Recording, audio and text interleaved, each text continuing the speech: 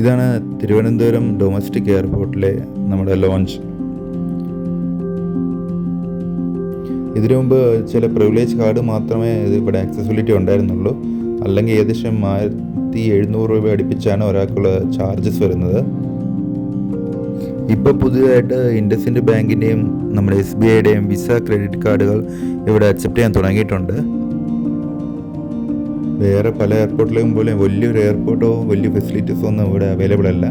എന്നാൽ അത്യാവശ്യം നമുക്ക് ആവശ്യമുള്ള സ്നാക്സും ബിവറേജസും അതുപോലെ ടീ, കോഫി, അങ്ങനെ പിന്നെ പലതരത്തിലുള്ള ഫുഡും എല്ലാം ഇവിടെ ലഭ്യമാണ്. ഫുഡിൻ്റെ കാര്യം പറയുകയാണെങ്കിൽ ഫുഡിൻ്റെ മെനു മാറിക്കൊണ്ടിരിക്കും. നമ്മൾ രാവിലെ ബ്രേക്ക്ഫാസ്റ്റിന് പോവുകയാണെങ്കിൽ ദോശ, ഇഡ്ഡലി അങ്ങനത്തെ ഐറ്റംസൊക്കെ ഉണ്ടാവും.